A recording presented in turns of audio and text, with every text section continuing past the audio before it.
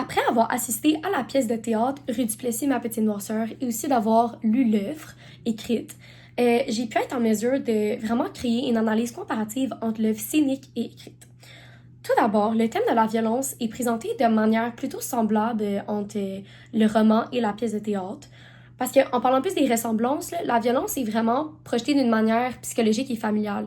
Et on voit vraiment ici que ça explore la souffrance liée au milieu social et aux frustrations intimes. Puis, c'est ça, dans le roman et dans la pièce, les deux, c'est vraiment des conflits centrés sur la famille et la maison. Et on voit vraiment comme que leur maison, c'est vraiment un lieu d'enfermement et de frustration, puis un peu de tension aussi. Par contre, dans le roman, ça reste une violence qui est verbale, évidemment. Ça reste plutôt une sorte de violence introspective. Donc, c'est vraiment à cause de la narration interne, ça cherche à comprendre les émotions profondes de Jean-Philippe, bien surtout lui, le personnage principal. Donc, c'est vraiment plutôt quelque chose de profond et on voit vraiment ses pensées. Tandis que dans la pièce, c'est une violence plutôt extérieure et théâtrale. Parce qu'évidemment, le théâtre, ça veut chercher à dramatiser la chose pour que ça soit intéressant pour le spectateur. Donc, c'est vraiment plutôt un conflit vivant. Bref, la pièce, elle accentue les gestes, les silences et les expressions, tandis que le roman, il accentue plutôt sur la réflexion et l'introspection. Brièvement, la violence est un peu séparée en deux sortes de violences ici. Donc, tout d'abord, on a la violence familiale et sociale qui est retrouvée dans le livre et dans la pièce aussi, mais je vais donner des exemples plus précisément dans le livre. Donc, tout d'abord, à la page 81, il est écrit « À la honte, c'est ajouter la colère. Ça fait chier en crise d'avoir l'impression qu'un enfant né d'un père analphabète et d'une mère peu scolarisée ne devrait pas, ici j'enlève une partie, ça crée un sentiment d'injustice et une envie violente de venger ses parents et leur milieu. » Donc, on voit vraiment ici qu'il y a comme une violence familiale parce qu'il y a comme un sentiment d'humiliation ici qui le fâche parce que ses parents sont plus scolarisés, surtout son père analphabète. Et ici, c'est vraiment une violence sociale aussi parce qu'il critique les inégalités sociales, il critique le fait que c'est pas juste que sa famille a peu été scolarisée, c'est vraiment comme une critique sociale qu'il fait.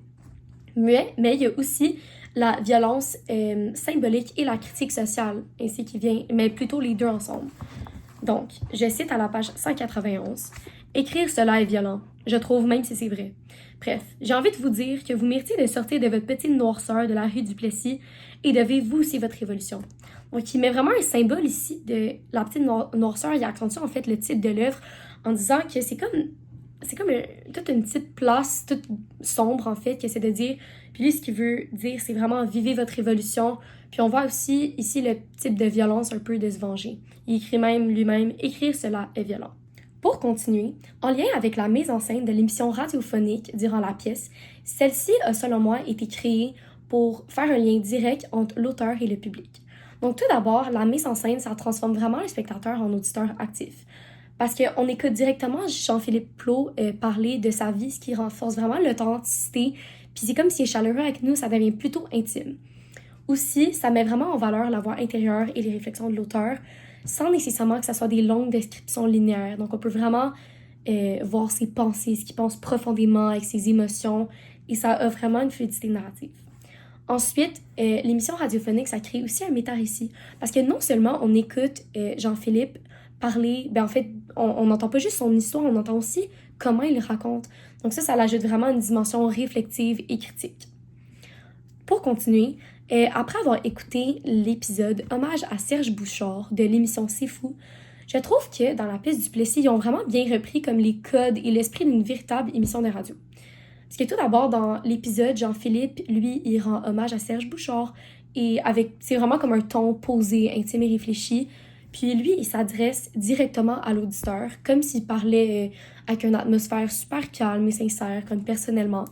Et on retrouve ce exact même ton dans la pièce où le narrateur, Jean-Philippe, il s'adresse au public comme s'il nous connaissait avec une certaine intimité. C'est vraiment sensible parce qu'il nous explique toutes ses émotions, ses blessures avec une honnêteté. Donc c'est vraiment là qu'on voit une certaine ressemblance ici.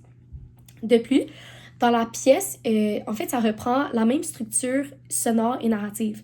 Parce que il y a toujours des transitions musicales, donc la parole a le temps de réfléchir et de respirer avec ces transitions-là, juste comme dans l'émission radiophonique. Enfin, aussi la pièce, l'émission radiophonique, et l'épisode, les deux ils ont la même démarche et c'est de réfléchir sur la mémoire collective québécoise. Bref, donc c'est très facile là, dans les deux de retrouver des grandes ressemblances. En outre, en lien avec les acteurs, j'ai honnêtement trouvé ça très pertinent de diviser le personnage principal de Jean-Philippe Plot en 3 différents acteurs.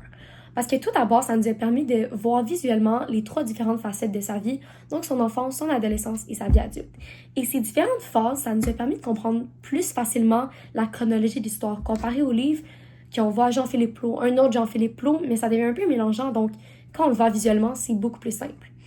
Et on voit aussi plutôt une complexité du personnage intérieur, parce qu'on voit 3 différentes voix intérieures grâce aux 3 acteurs, et ça devient en fait, Jean-Philippe Plot, il devient un personnage plus riche et nuancé. Donc aussi, ça crée vraiment un effet visuel et dramatique, parce que 3 acteurs pour un personnage, c'est là qu'on voit, ok, il y a vraiment des conflits internes ici. Par exemple, sur scène, au début, il y avait un acteur qui incarnait le Jean-Philippe Plot enfant, qui était confronté à la violence familiale. Ensuite, c'est son adolescence, qui était une quête d'identité. Ensuite, sa vie adulte, qui là, c'est l'émission radiophonique. Et on voit vraiment ici son évolution psychologique et émotionnelle, qui devient très intéressant à voir. Ensuite, en lien avec la scénographie, elle a été, selon moi, très symbolique et bien sûr riche en matériel et réaliste, ce qui nous a vraiment permis de penser qu'on était réellement dans leur maison et leur rue. Tout d'abord, en lien avec les décors, j'ai adoré l'ambiance chaleureuse et familiale. Comme je me sentais vraiment comme s'ils nous invitaient à aller dans leur maison. Puis ça, j'ai trouvé que c'était très pertinent parce que ça nous a vraiment lancé dans l'histoire, on a pu vraiment se plonger dedans. Ensuite, pour les éclairages, j'ai adoré comment les transitions entre les époques et les différentes facettes du personnage principal étaient très claires. Parce que comme j'ai dit brièvement avant, dans l'œuvre, dans le roman, c'est plus compliqué de vraiment voir ça parce qu'on voit juste un Jean-Philippe Plot, un autre. Et quand on le voit visuellement, c'est beaucoup plus clair. Et j'ai adoré comment c'était une lumière plus tamisée quand on racontait des souvenirs. Et quand c'était des moments de confession, c'était une grande lumière franche. Et ça apportait plus de dramatisation, ce qui était très intéressant. Aussi, en lien avec l'ambiance sonore, la musique était très dramatique, ce qui nous a vraiment permis de plus plonger dans l'histoire. Et en lien avec le jeu des comédiens, j'ai trouvé ça hilarant comment c'était un homme qui jouait la mère. C'était juste vraiment hilarant. Et comment le père a été joué aussi, les personnages étaient attachants et drôles. Chaque personnage avait une personnalité distinctive et on s'y attachait à 100%. Ainsi, le talent des comédiens, c'était splendide. Comment il y avait la maîtrise de changer de personnage aussi rapidement, ça m'a vraiment impressionnée. Selon moi, la scénographie radiophonique a été un élément vraiment pertinent pour l'histoire, parce que ça nous a permis de nous plonger plus dans les émotions profondes du personnage principal, sans que ça soit des gros paragraphes linéaires, et on passe vraiment de l'intime du roman à une parole partagée. Bref, la mise en scène enrichit l'œuvre romanesque en tout d'abord matérialisant la mémoire à travers la lumière, les voix intérieures et le son, en donnant aussi une dimension vraiment sensorielle et collective à une histoire très intime et en rendant aussi la violence psychologique et sociale encore plus tangible pour le spectateur. En poursuivant dans la pièce de théâtre Ma petite noirceur, j'ai particulièrement adoré le jeu des comédiens, comme j'ai dit auparavant, parce qu'on ressentait tellement les émotions à travers leur langage corporel et le ton de voix, ce qui a vraiment apporté de la vie à la pièce de théâtre et ça m'a permis de ressentir la tristesse et la tension qui vivaient le personnage principal. Et évidemment, j'ai beaucoup apprécié aussi les petites rigolades que de temps en temps les acteurs y projetaient, malgré le fait que c'est vraiment une histoire triste, évidemment, là, comme il a grandi dans une pauvreté, dans une certaine violence familiale. Aussi, dans le roman, j'ai préféré la profondeur psychologique dans ce livre-là, qu'on peut moins voir dans une pièce de théâtre aussi précisément que dans un roman, parce qu'on voyait toutes ses pensées, comment ils se sentaient, je me sentais plongée dans leur cerveau, et ça m'a vraiment permis de mieux comprendre leur motivation, leur peur et leurs conflits intérieurs. Mais dans les deux cas, j'ai simplement adoré comment les auteurs et les acteurs nous ont fait ressentir les émotions, et ça a vraiment donné de la vie aux personnages. En guise de conclusion, ce que je retiens le plus du roman, c'est son intériorité et sa capacité de montrer la psychologie derrière le personnage principal d'une manière aussi honnête et intime. Puis vraiment aussi profondément. Parce que l'auteur, il montre vraiment la souffrance cachée derrière les apparences du monde.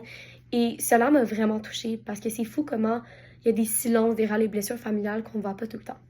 Ainsi, dans la pièce, j'ai surtout retenu comment le théâtre, ça rend la blessure vraiment public, avec des gestes, etc. Et ça crée une présence immédiate en confrontant le spectateur directement. Le théâtre, ça l'oblige à partager l'espace émotionnel avec les autres, à constater la proximité des responsabilités et des complicités. Pour conclure, cette œuvre porte ma réflexion sur la société québécoise parce que ça m'a vraiment permis de regarder la mémoire collective du Québec avec plus de nuances. Je m'explique là-dedans, c'est que j'ai pu voir les inégalités derrière la classe ouvrière.